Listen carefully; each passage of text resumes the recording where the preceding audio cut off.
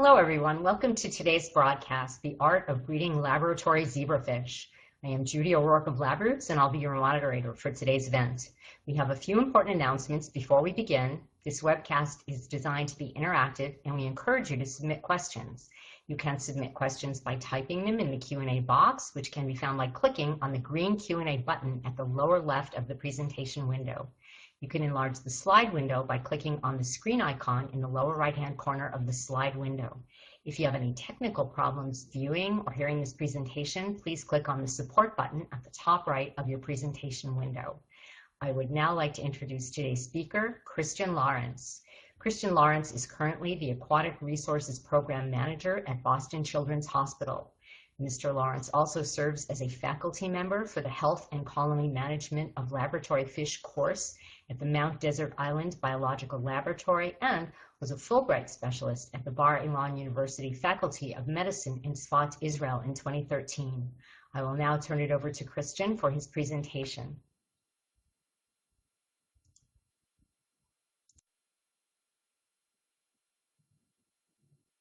Thank you, Judy. So, and hello everybody.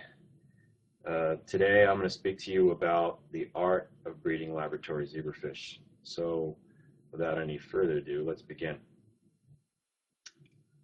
So, as many, if not most of you are very well aware, the zebrafish model has been growing at an almost stratospheric rate over the last 2 to 3 decades, and the trends are such that this growth will continue. We're looking at almost linear growth in the usage of the model. We've gone from a situation where the fish model was used only for early developmental genetics, and now we're in a situation where the fish is being used in almost every single way you can think of a laboratory animal model species being used in various fields. Despite that expansion, that vast expansion in the kinds and scale of science that we're doing with the fish, the zebrafish, much of that science is still very much reliant on the ability to get the fish to produce robust and predictable amounts of high-quality embryos for experiments. And historically, and for many people that are new to the model, the conventional wisdom is such that it should be a relatively simple equation, right? You put a male and his female zebrafish together in a breeding cross, and you put them in the afternoon, typically. Let them go overnight, and in the morning, the magic happens and you get embryos for experiments, and that's the conventional wisdom. It should be quite easy. Except that the reality is that it's anything but simple. It's not a simple equation. And in fact, it is enormously complex. So this question as to whether or not a fish will breed or not, and how effectively they will breed, and how predictably they will breed, and what the quality of the embryos is like, all of these things, all of these factors are part of what is essentially an enormously complex, multi-layered problem. And the situation really is that there are a number of factors that can impact breeding. You have nutrition, you have behavior, you have water quality, you have the physical configuration of the breeding chamber or tank. You have the management of the animals when they're not in breeding situations that impacts this. The genetic background. And all of these things may be interacting with each other in different ways to impact whether or not the fish are breeding, and your breeding efficiency in general. So this is enormously complex. This is a figure that comes from a paper that was published a couple years back. It came out in 2011, and it was by Dan Castronova and a number of co-authors. And what it was this really interesting study, which was essentially you had 8 labs, 8 zebrafish facilities spread out all across the world. And what they were measuring was the impacts of holding density on spawning, on reproductive performance in zebrafish. And what this figure depicts is various aspects of spawning performance You have the number of embryos per spawning event, the percent spawning of success, so that basically means how many crosses did you set up, how many of those actually were successful, and then you have the percent viability of the embryos. And you have the results for these 8 labs, and what you can see at different densities, at 3 fish per liter, 6 fish per liter, and 12 fish per liter. This is not necessarily pertinent to this discussion, but what I want to highlight here is the spread in the data. If you look at this data across all of these performance measures, you really see an enormous spread in the data depending on what lab you're talking about or you're looking at. And the reason for this is that the only thing that was controlled in this experiment was the age of the fish and the frequency with which the animals were actually bred. That in addition to the densities. Everything else wasn't controlled. So the genetic background wasn't controlled. The diet wasn't controlled. The way that in which the fish were reared wasn't controlled. The breeding apparatus that was used was not necessarily controlled. So these things all varied. We recorded all of these things in this study. Of course, our lab at Children's Hospital also was a participant here. But the point that I want to make here is that you had this enormous spread in reproductive performance that could be attributed to all of these different factors. And it sort of illustrates, to me, it illustrates wonderfully how complex the interactions of all these different factors are on reproductive performance. So yes, it's not simple. It's enormously complex, and it can be daunting. And so what I want to do for this talk is go through an exercise which sometimes it's best to sort of parcel all of this out from the standpoint of troubleshooting. Okay, so when you troubleshoot breeding problems, it's helpful to take this stepwise approach, particularly with respect to this multi-layered complex problem as we've outlined. And so what I'm going to do is take you through this exercise with the hope of outlining some of the factors that impact breeding in the hopes that it can, one, help you design successful breeding programs at your own institutions or facilities, and two, so it can potentially help you work through problems that will invariably happen no matter what, no matter how good you are at maintaining laboratory zebrafish, you will always encounter issues with breeding. It's part of the environment, it's part of the landscape, and your ability to understand how these factors interact with each other in a stepwise way, I think it can be really helpful. And so that's what I'm going to do for the rest of this talk. So the first question that typically I am asked, and I've been doing this for 15 years, and I'm asked the following question all of the time. It's been thousands of times that I've been asked this question over the years. Why aren't my fish breeding? Okay, so the first thing I do when people ask me that question is I ask them a question. That question is this: do the females in question, so this group of fish that you are having a particular issue with, do those females have eggs? This is a really key question that can start the breakdown of this particular sort of way of looking at breeding problems. Do the females have eggs? So you should be able to tell whether or not a reproductively active zebrafish, female zebrafish, has eggs. This is a picture. This comes from our breeding protocol that we use here at Boston Children's.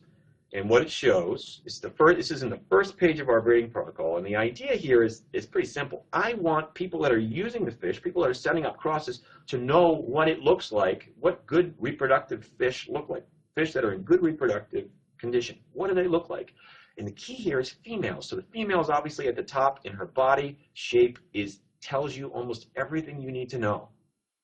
Right? Her body shape is rounded. It's rounded because she is ovulating, and her ovulated eggs are in her body cavity. And so her body cavity fills with developing oocytes, and she gets plump, for lack of a better way to put it. This is a sign that she's healthy, that she's reproductively active, because what I will tell you in a general way is that zebrafish, once they are sexually mature, they will be reproductively active, period. So this is what you need to look for. If you can't tell the difference between males and females by body shape, don't bother setting up a cross because it's not going to work. It's very, very low likelihood that it will work. I just want to point this out. It's really interesting. This is a paper that just recently came out in the journal Zebrafish, and it's a neat way to sex zebrafish in another manner. So the typical way that we tell people to sex zebrafish is by body morphology, which we just discussed, and to a lesser extent color. But although the color, particularly the color differences, particularly displayed by males, will be impacted to some extent by diet. But this paper describes a quick way to sex them based on pigmentation in the pectoral fin breeding tubercles. So when you look at a male fish from above, as you can see in this particular slide, you can see black pigment in the pectoral fin. That is a distinguishing character. Females won't have that. So this is an important and quick way to sex them when they are sexually mature. But I will get back to that main point. If you can't tell the difference by morphology, it doesn't matter. So whether or not a female has eggs is critical to the entire pathway. So if the female has eggs, if the answer to the question is yes, then typically, now remember, I'm just generalizing here for the purposes of this exercise. This is nature. This is a natural system, biological system, so there's no you can't make there's no absolute statement. So this is just a way of looking at it. Please don't misunderstand this for me trying to suggest that this is all going to be ironclad. This is a way of looking at it. But females have eggs. If the answer is yes, sorry, I went backwards.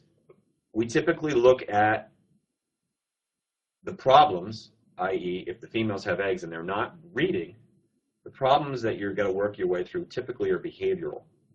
If the females don't have eggs and they're not breeding, it's typically environmental. So what we're going to do first is go through the environmental side of the equation.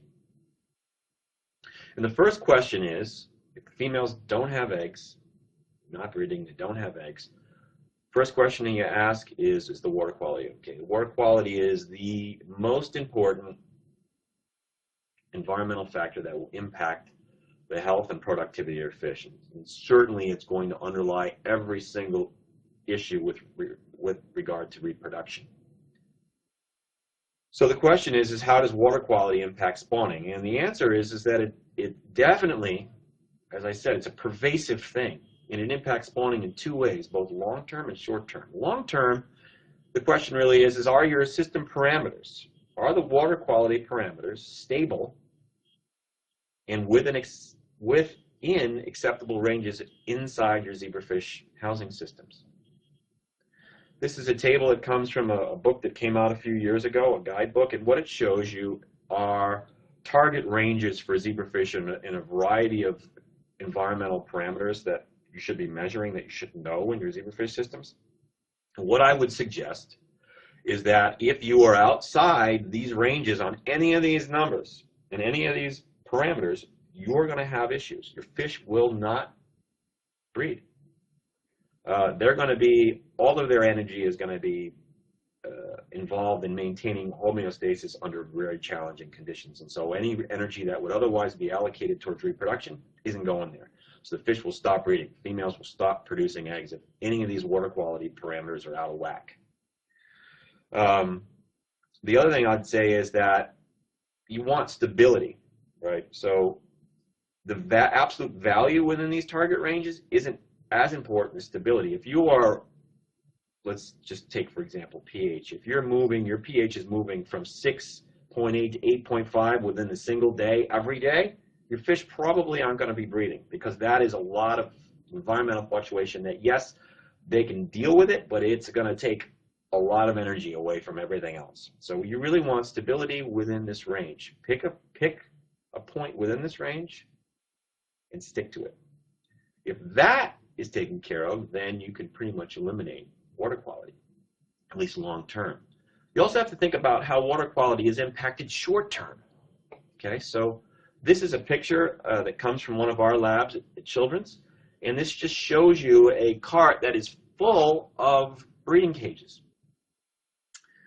These are static breeding cages. Not everyone does it this way, but this, I would say, if you look at the field in general, this is the predominant way that zebrafish, laboratory zebrafish, are spawned in research settings in a static breeding chamber. And you have to think about what's happening in that static cage in the water in terms of the water quality. The fish are continuing to excrete ammonia across the gills, and to a lesser extent feces and urine, and there's no clean water coming in, there's no effluent water being pushed out. So what you've got is a situation, the second that you put a fish in a static chamber, you've got a deterioration in water quality. And this can impact breeding if you're not careful about it. The things you need to think about relative to this context are, number one, you need to make sure that your densities aren't too high.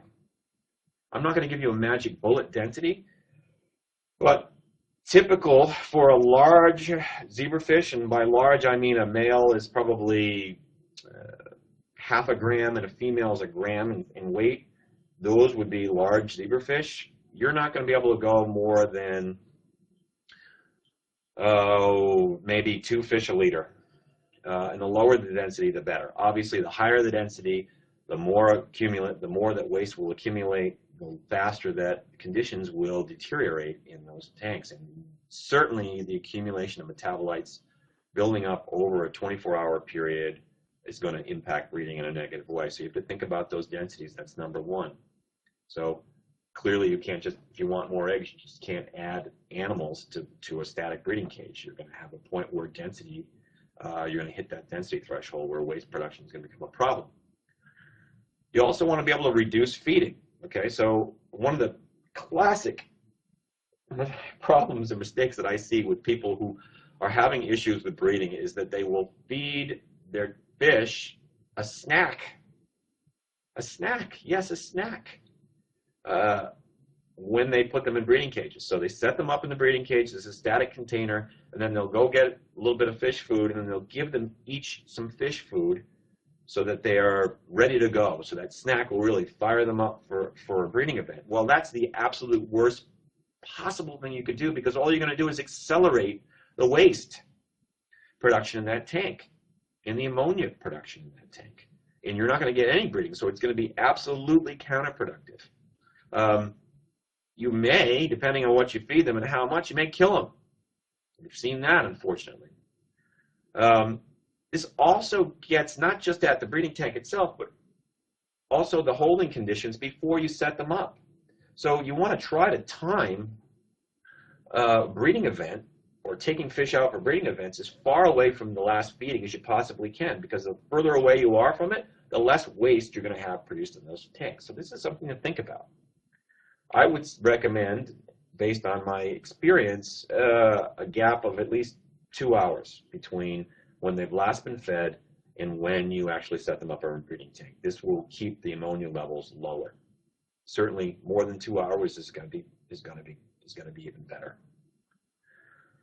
And lastly, you can change the water. So there are many people in the field that will set the fish up in the cross overnight, and then the next morning, before they want the spawning to commence, they will change the water. They will either take the breeding insert out of the cage and put it in a new tank of water, or they'll just flush that tank with clean water. The idea is behind that is you're flushing metabolites. And certainly when you see problems that look, if you come in the morning after you've set up breeding crosses and the tanks look funky, change the water. It's certainly not going to hurt them, and it may, in many cases, help the situation. And certainly it's all about getting those metabolites down. So this is how water quality impacts breeding on the short term. So once you've sort of gone through the first step of water quality, if the answer is water quality is not okay, well then obviously you've got to remedy that situation, whether it be long-term, making sure your parameters are where they need to be and stable, or short-term. Two of those things that we just talked about in terms to make sure that water quality is not negatively impacting your crossing cages or crossing tanks in the short term. If you've done that and they still don't breed, then you go to the next level. Okay? So water quality is fine, but they still don't breed. And they're not, females don't have eggs. So what is it?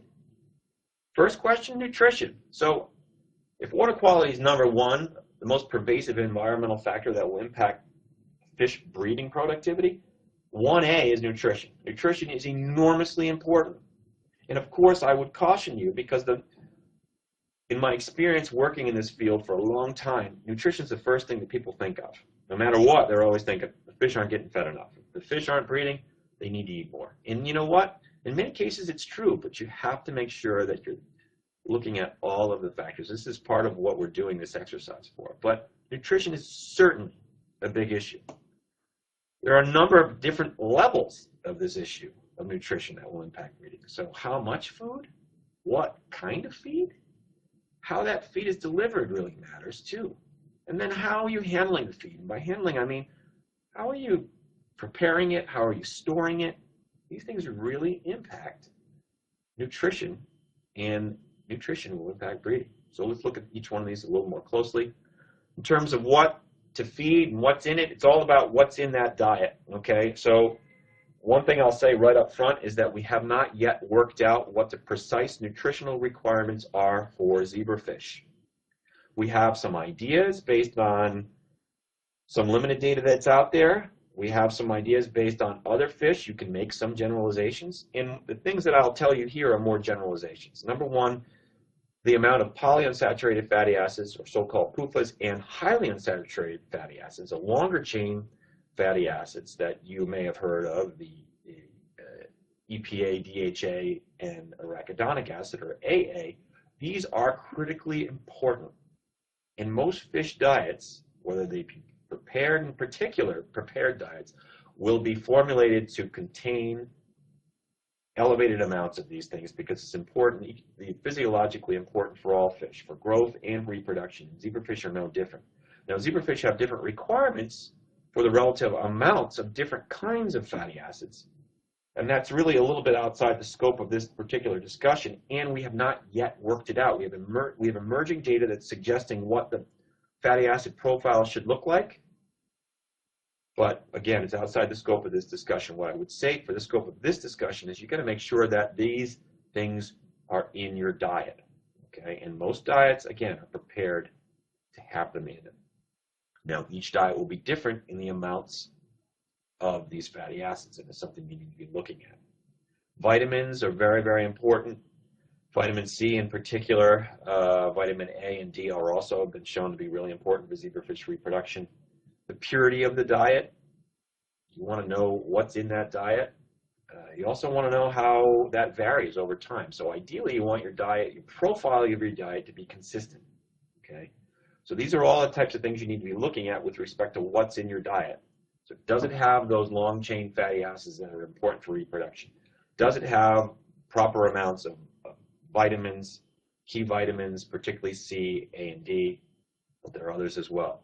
Is the purity of the feed good? Do you know what the purity is? Do you know what the ingredients are? And can you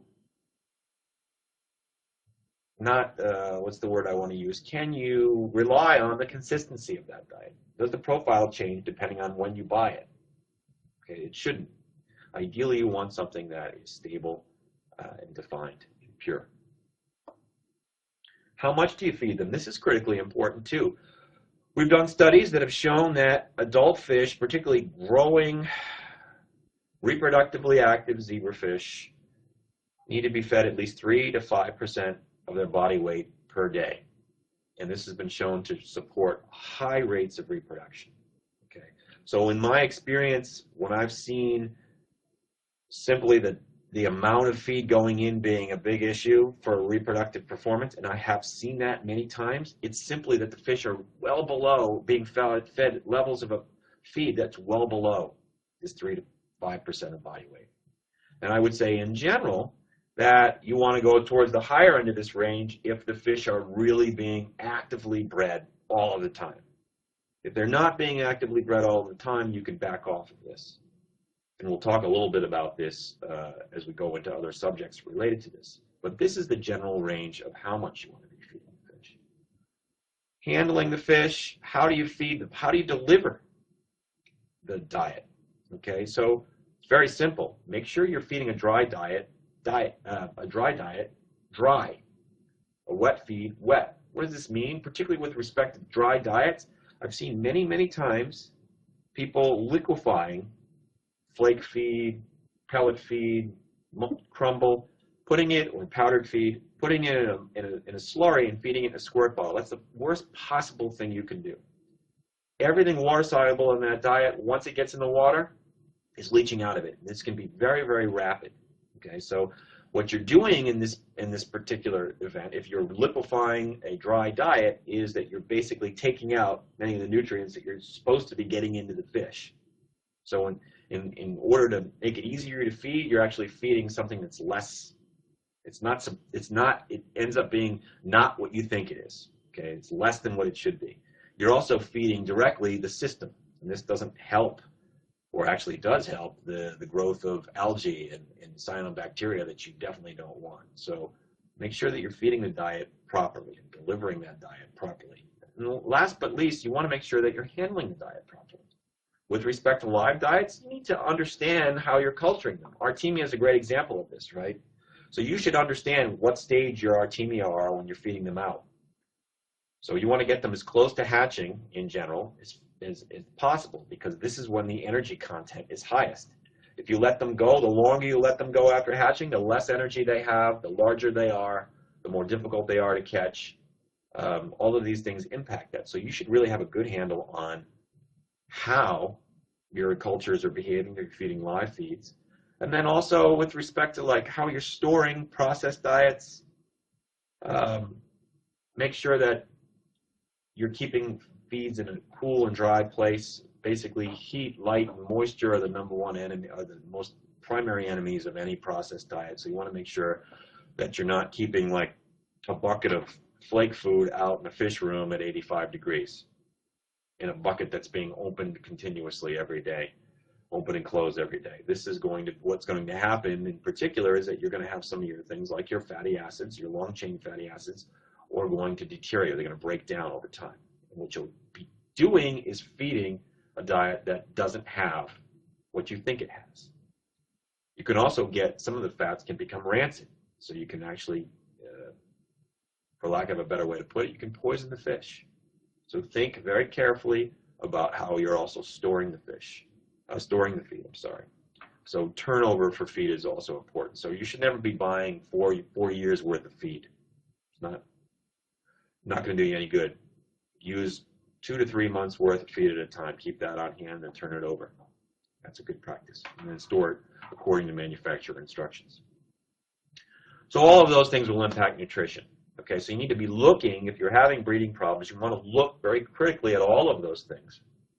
And then once you ensure that these are not the issues, then you can move on to other, and you're still having problems, then you can look at some other factors. And the one that I'll bring up here environmentally is disturbance. Disturbance, a variety of different kinds of events can lead to gradual breeding cessation. So these things are the chronic things that over time, you may have fish that are breeding, females that are producing eggs, and over time, and they may not even be that old, but over time, they stop.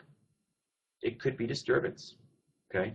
One of the major disturbance, I categorize this as disturbance, is disease, right? So chronic disease will impact reproductive function. These are fish that, this particular slide shows fish that have pseudoloma neurophilia, okay, long term. So these fish are acute clinical presentation of pseudoloma. I would challenge you to sex these fish by eye. And in fact, if you cut them open and look at the gonads, you're probably not going to find anything because there's nothing left. These fish have been destroyed by the pathogen. This is an extreme example, long term. But you know how many times I've seen in 15 years of working in this field, how many times I've seen people set fish up like this? Many. They're not going to breed. And this is the disturbance in this particular instance is disease. And this is a long-term chronic effects of disease, like pseudoloma and others.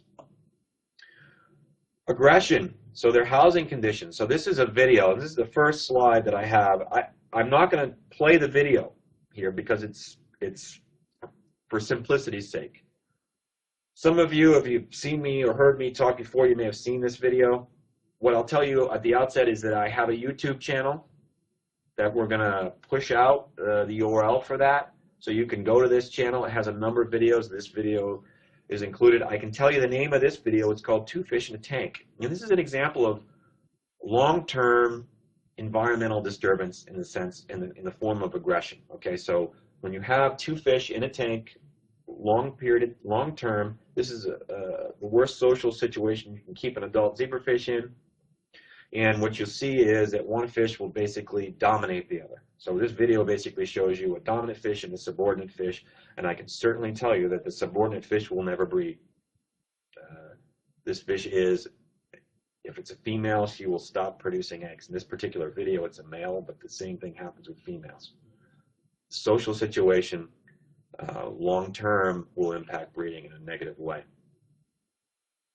In this form, it's aggression. Okay. There are other examples of disturbance. Noise is a big one. Vibration. These fish are built in such a way that they are very sensitive to vibration. So vibration that you and I may not be able to detect, these fish are more sensitive to it than we are. So if there's construction in your building and your fish were breeding and then the construction goes on for a couple months and the fish stop breeding and you can't figure out what it is, take a look at vibration. Vibration could be part of it. Okay. Toxicity is a big one. So long-term exposure to toxic compounds in the water coming or emanating from various sources can also impact reproductive function over the long term. Or any other environmental irregularities, so photo period, temperature changes, anything like this over time, these things can impact breeding and always will. So disturbance is a big one. Okay. The last one I'd say I put in the environmental category is, are the fish too old or too young? So if you've gone through, you've asked this question, the fish, do they have eggs? The females have eggs. They don't. And it's not water quality, it's not nutrition, there's no disturbance that you can find. All right, let's go to the easiest question. Are they too old? Are they too young? Maybe this question could be first, but certainly it's one that should be asked. Okay. This is a curve, picture, a cartoon that I made of a typical breeding efficiency curve for zebrafish in our hands.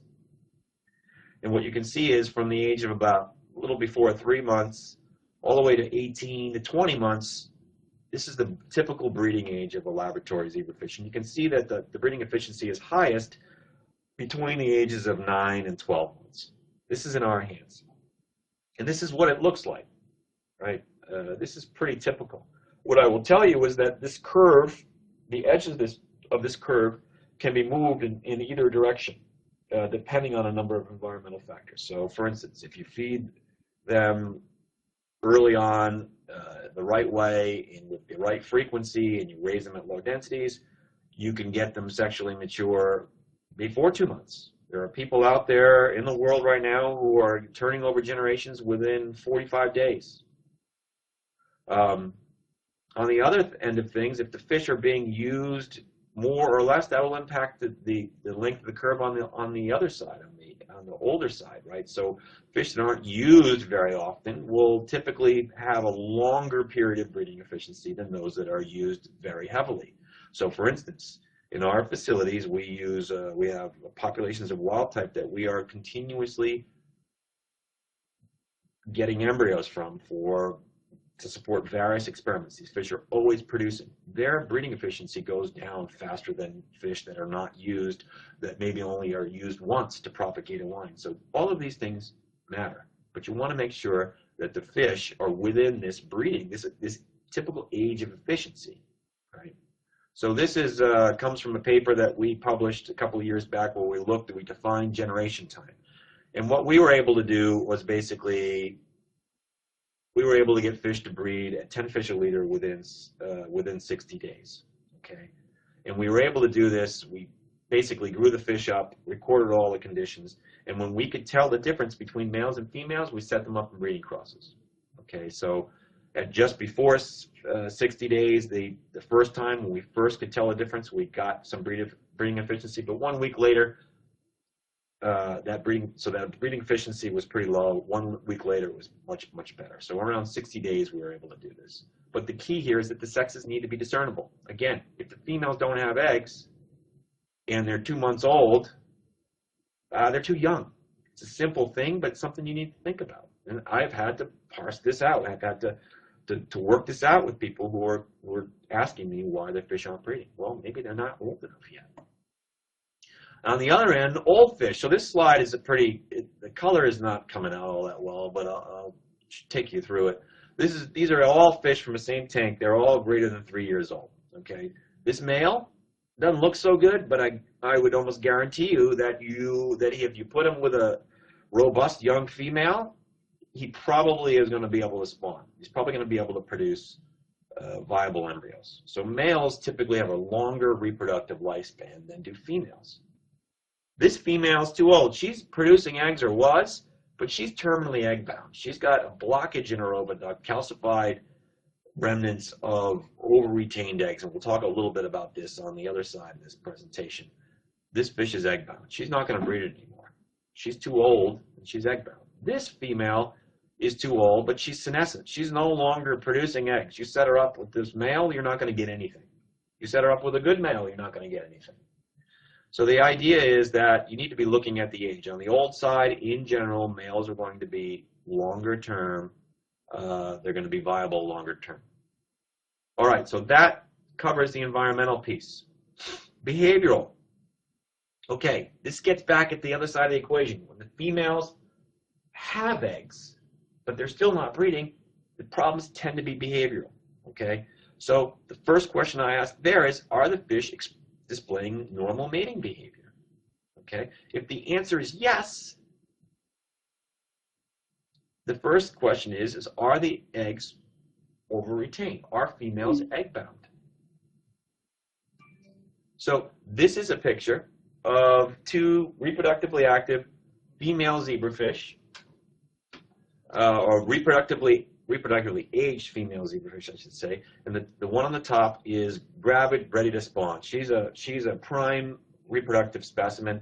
The female on the bottom is egg bound. If you set her up, she's not going to spawn. She's going to try, and the males will try, but you're not going to get anything. And this is just a production problem. So females, zebrafish, when they're reproductively healthy, are always ovulating.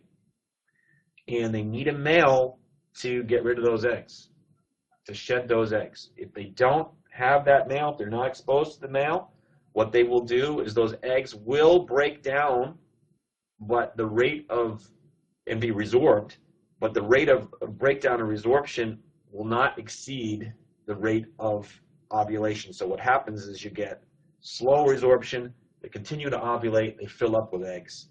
Eventually you'll get a plug of the oviduct, and you can get basically lots of bad things happen. The clinical term is egg-associated inflammation, but basically females need to be managed such that they don't become egg-bound. So they're going to be cycled. So females need to be exposed to males on a regular basis. This is really important when you're isolating females or when you're keeping them in single-sex tanks. You've got to make sure that females are being exposed at least once a week, every 2 weeks, depending on those conditions. And so those are numerous factors that will impact egg retention. Feeding, so the more they're fed, the faster they're going to cycle. So the more they're going to have to be cycled with males. The frequency with which they're set up, okay? So if they're being actively managed and fed for reproductive function, and then they're not being bred frequently or at all, you're going to get egg retention, over retention. Housing is also going to impact this. So low densities, you're going to tend to get more fish that are egg-bound, particularly if they're not taken out and spawned in spawning chambers. Spawning will happen in mixed-sex tanks. That's interesting. And it's recorded for posterity, so excellent. Mixed-sex tanks, low densities, they're going to spawn, but not very efficiently. So you're going to get egg over-retention there as well. And then last but not least with this particular issue of housing is some people will segregate sexes to make sure that there's not too much breeding in tanks. This is not something I typically worry about, but if you do, we keep our fish in mixed sex tanks here to help facilitate some natural cycling, but if you don't, and you keep them segregated, you gotta make sure that you're spawning them. So exposure to males is really important. So those are all the things that are impacting, that are looking at, that are involved with egg over retention. If that's not the issue, if they've got eggs and they clearly aren't egg bound, but they're displaying mating behavior. Actually, sorry, if the fish are not displaying mating behavior, so they have eggs, they're not egg bound, but they're not displaying mating behavior, then you've got some other issues that you can look at. One of them is incompatibility. Okay, so this idea that female zebrafish are indiscriminate isn't true. In fact, they definitely are choosy. Okay, there are a number of things that they're actually evaluating in males.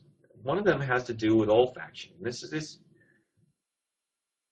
clip here comes from a paper that came out, a wonderful paper that came out a number of years ago that looked at the impacts of olfaction. And what they showed is that juvenile zebrafish, this is before sexual maturity, expressed a strong preference for the olfactory cues. So they were looking at odors, and so they basically had fish in these experimental tanks where they could expose the fish to basically odor plumes from other fish and give them a choice as to go into one part of the compartment or another, depending on what the smell was. Okay, and what they showed was that juvenile fish, before sexual maturity, always chose to associate with the odors of kin, so familiar fish. So they always chose kin. But when they became sexually mature, they showed a preference to associate with non-related individuals. And this is definitely the case for females. Males don't typically care. But females definitely are preferring the odors of non-related individuals. And this really has an impact on your breeding efficiency. So it's a big one. And genetic relatedness will be impacted by a number of things, but in a world where we don't have commercially available zebrafish that are genetically diverse, people are maintaining their own stocks within their own facilities to a large degree, and it's a lot of work to deal with this and to maintain them properly. And many people are either unwittingly or aren't really thinking about it, are exposing their fish to bottlenecks. Okay, and so what you get when you have a genetic bottleneck is you get inbreeding, and you get closely related individuals. So you may have fish that are reproductively healthy, but they're not really necessarily very attracted to each other. The females, in particular, aren't driven to mate with the males. A lot of this may have to do with that genetic relatedness. Okay, so this generality of the more closely related the fish are, the less innate desire you're going to have on the part of the fish. It's probably not the right way to term it, but I think it illustrates the point.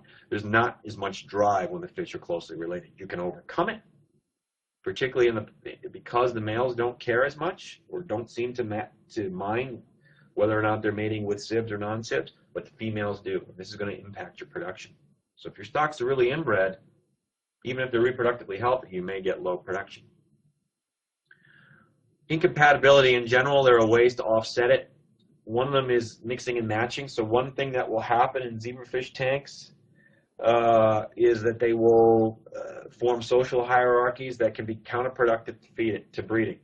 Okay, and this is happening with males and females. And one way you can sort of offset that incompatibility, both in the housing tanks that's generated from these hierarchies where dominant individuals will suppress reproductive function in subordinates. So you mix and match housing tanks, and you can mix and match in breeding crosses. So if you've got a pair of zebrafish that don't seem to want to spawn, you can try to present that female with another male. It may work. So mixing and matching is important. And one thing that I'll say, it's anecdotal, but it's certainly illustrative of this particular issue, is that you can try this experiment at home. All right. So if you have several tanks of a particular strain that are all the same fish, and you keep them in these tanks for a long period of time, let's say you keep them in these tanks, these individual tanks, this set of individual tanks for a month, and then at the end of the month, you take those fish out, you mix them up in a bucket, and then you redistribute them randomly in the tanks. The next morning, when you come in, more likely than not, you're going to see a lot more breeding activity than you saw before. And this is because you're mixing and matching. You're breaking down some of those hierarchies. Group crossing can offset this female choice as well. So again, it's just giving her more choices for different males that may be more attractive to her. Brief segregation can also help. This gets back to this mixing and matching type idea where, again, you're just changing the identities of the fish. You're holding them in separate chambers and then mixing them together. This can also offset some of the incompatibility problems that you may see in breeding. Females are also choosy about spawning sites. There are a couple things. This has been shown in both nature and in domesticated fish. This is a picture that is of zebrafish habitat in Bangladesh, and it's lots of vegetation. So they have been shown both in the lab and in the wild to prefer to spawn in and among the vegetation. This is a video that, again, I'm not going to show you. You can see this on the YouTube channel, but basically what it shows you is the zebrafish spawning, and almost all the spawning activity is centered around the breeding. It's centered around these plastic plants that we provided in the tanks. So plastic plants in breeding tanks can impact spawning in a positive way. Gravel is another one they've been shown to prefer to oviposit over gravel. This is harder to replicate in culture conditions, but this really sort of gets at this whole age-old approach of marbles. So there are many people in the zebrafish world that still marble their zebrafish. So put them in some kind of container, males and females, in a container with marbles on the bottom. And it's, over time, over the years, has been shown to be effective. This may be part of it because they do have this preference to spawn over this kind of substrate. Also, shallow versus not sort of a depth gradient. So this comes from a very simple set of experiments where that we did a number of years ago at Boston Children's, where we looked to see whether or not the so-called preference of the wild fish to spawn in shallow areas. So it's thought that the fish in nature spawn in and around the margins of the water bodies that they inhabit. Okay. So what we did was we wanted to see if that preference for spawning in shallow water was retained in domesticated fish. So we set the fish up in non-tilted tanks versus those that had a depth gradient. So you basically gave them a beach, right? And so what we showed is that you had a much higher proportion of embryos or eggs spawned in the shallow water if you gave them that template. Okay, so that preference for spawning in shallow water is retained even in domesticated fish. And typically, what we found in this experiment is that we got higher spawning success and also larger clutches. So just by facilitating this behavioral adaptation or behavioral preference for the fish, we're able to increase production. So this is something you want to look at as well. I can tell you many times, again, some of this is anecdotal, but sometimes anecdotes are good, right? And so over the years, I've had people talk to me about having problems with their fish spawning, and I simply change the configuration of the spawning cage the fish are in, giving them a better place to spawn, a beach to spawn in, and they spawn. So little things like this matter.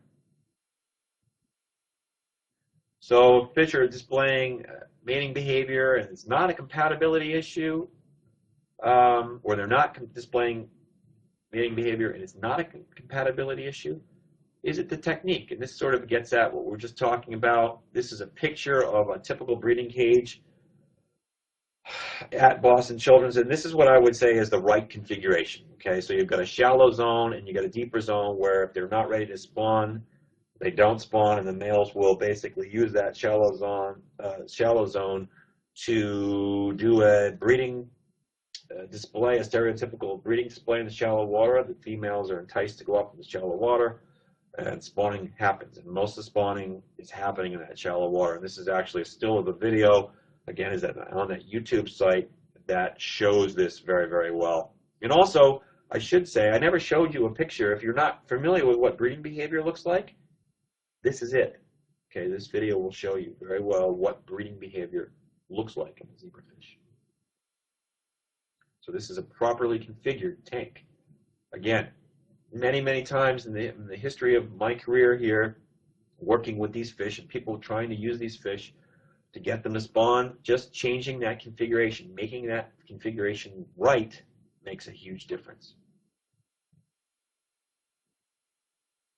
This is a video that shows spawning behavior, or really not a lot of spawning behavior, when you don't give them a depth gradient. So again, this is on that YouTube channel. It just shows you the difference when you, in behaviors, when you give them the template, the ability to express these behaviors.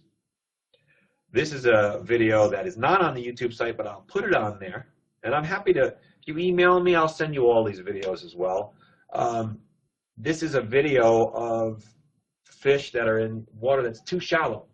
It's shallow all the way around, and they're just freaked out, so they're frozen. Freezing is a stress behavior, a stereotypical stress response. These fish are not moving a muscle. They're never going to spawn because there's not enough water in the tank.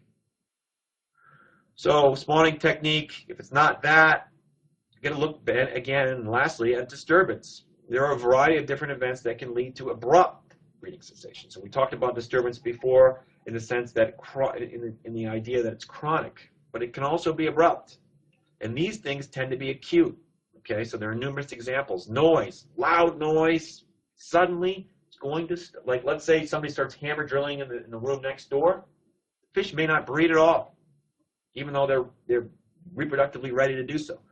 Toxicity, you get a spike of a toxic compound in the water. If it doesn't kill them, they're certainly not going to breed.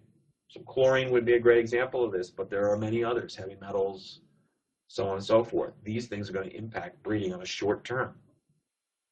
And then environmental irregularity.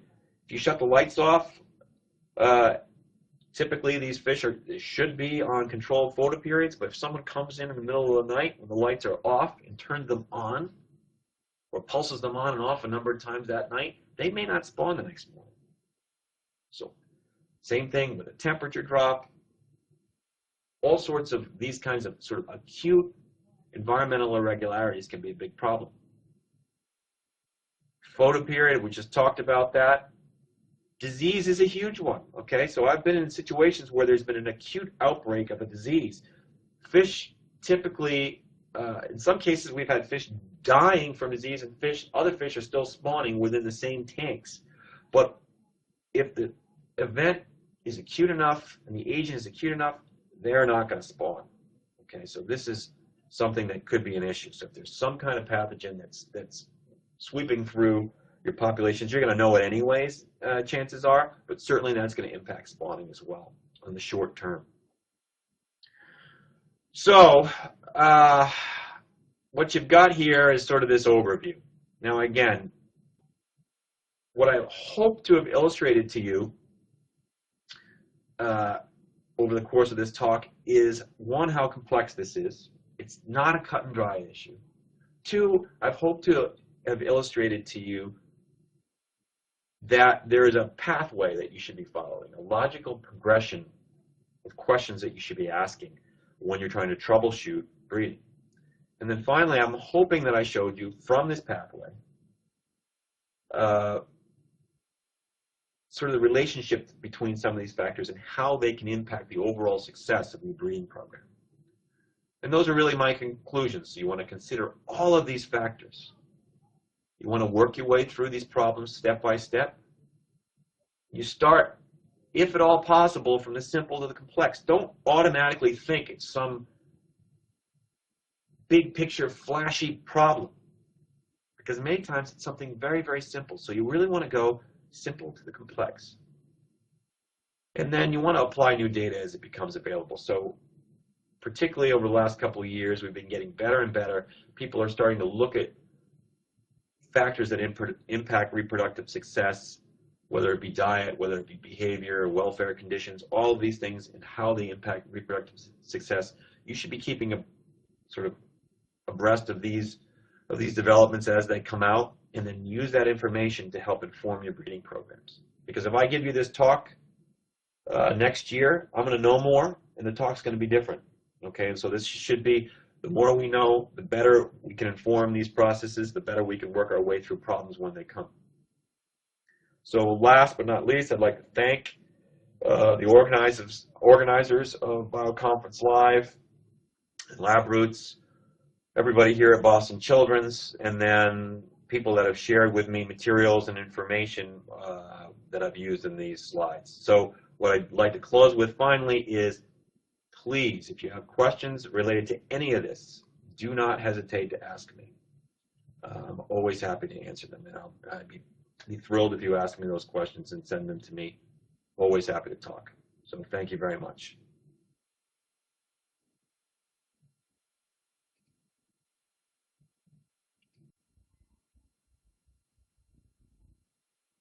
Thank you for that informative presentation. Unfortunately, we are out of time. I want to thank the audience reviewing today's event. See you next time. Goodbye.